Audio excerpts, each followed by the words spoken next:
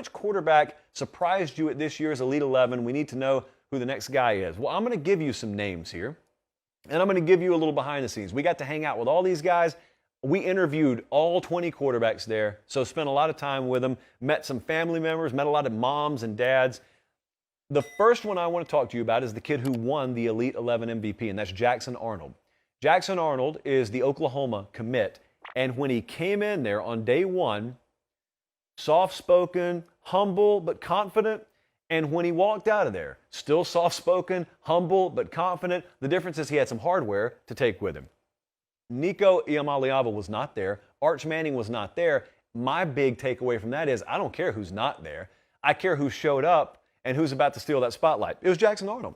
And when Jackson Arnold walked in there, I started listening to our recruiting guys and some of the Elite 11 coaches, and a lot of folks whispered about him. This was my observation. A lot of folks whispered, you know, that Arnold kid, if you want a sleeper, watch out for him. They didn't whisper much longer. The whispers turned to regular voice, turned to like megaphone shouts by the end of the week. In a lot of ways, he stole the show out there. It wasn't head and shoulders because you're talking about some other really good players, but you know, I was talking to him on day two. He said, I came in here yesterday and I thought I could compete. Now I think I can win it. And sure enough, he went on to win it. Also a really, really good recruiter for Oklahoma. I think that's a guy that Brent Venables and his staff out there can be very comfortable with when it comes to selling their program. Also, he comes from Georgia just like I did. I told him the unfortunate story. Me, you know, a West Central Georgia kid, first time I went out to L.A., they took me down to what I called Rodeo Drive. This is a true story. It's so sad. I'm riding around Rodeo Drive. I'm texting my buddies, telling them on Rodeo Drive.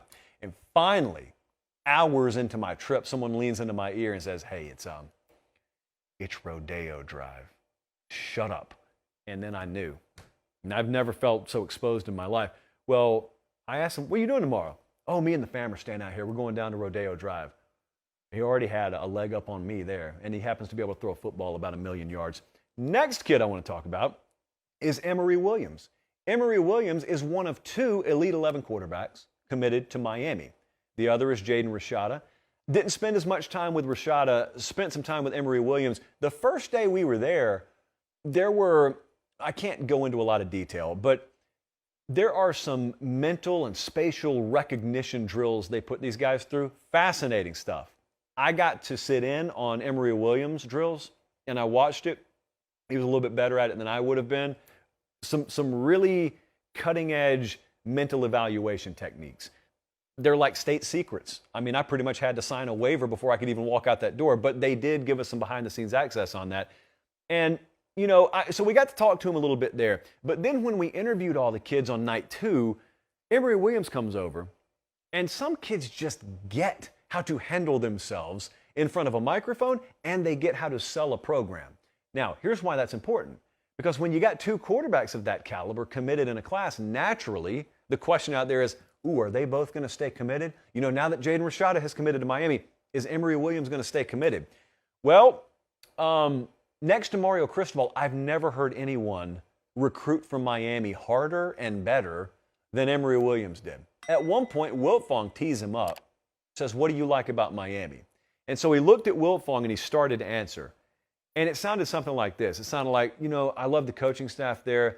You know, I love the environment, but I love where we're going. And it's just like Steve said, if you want to find a place that's going to be next level, it's going to be the next program, it's Miami. He literally said that. He took Wiltfong's question and he pushed Wiltfong out of the way, looked straight at the camera like I'm looking right now, and actually acknowledged Steve. He said, it's kind of like Steve said. I died laughing. I had him cut my microphone for a second. I died laughing. Luckily, I wasn't on camera. Emery Williams is a kid who, he didn't finish like top 1, top 2. Feels really well put together, really well spoken, but also like just a good head on his shoulder. That's a kid I'd like to have in my class. Christopher Vezina fits the exact same description for me. That's the Clemson commit. Now, you want to talk about physically being put together. 6'4", about 210, looks like a college player already. If you told me that was a college junior, you told me he had started at Clemson 2 years and he was draft eligible this year, I would believe that physically about him. But also at Clemson, probably as much as any major program out there, Dabo Swinney and his staff, they always talk about finding fits. They find kids that fit at Clemson. Christopher Vezina fits at Clemson. If you were to just hit the rewind button on Dabo Swinney, but keep everything about his mentality, that's Christopher Vezina. He also happens to be really, really good at playing football. He's got an A-plus arm. One of the best arms I saw there. I felt like, night one, Caleb Williams was out there throwing the ball from the 50 and hitting the goalpost. Vezina would have fit very well into that grouping. He is actively recruiting for Clemson too. So that's a really good kid. I got a really, really good feel from him. But I'll tell you one selfishly that I'm going to save for last because that's where we saved the best for. J.J. Cole is a monster. J.J. Cole, Iowa State commit, our Cyclones, if you will. He had more touchdown passes during the 7-on-7 portion than anybody else out there. He's listed at 6'6". Sometimes when people are listed at a height and you see them, you say, he's not quite as tall as they list him, is he?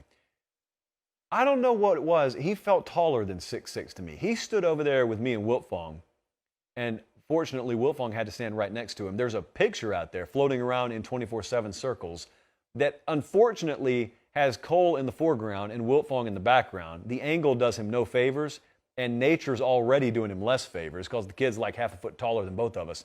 But Wiltfong looks like a child next to J.J. Cole. I've never had a kid say this before, but I was asking him, what's been the hardest part of transitioning? Like, what do you think the hardest transitional aspect is going to be?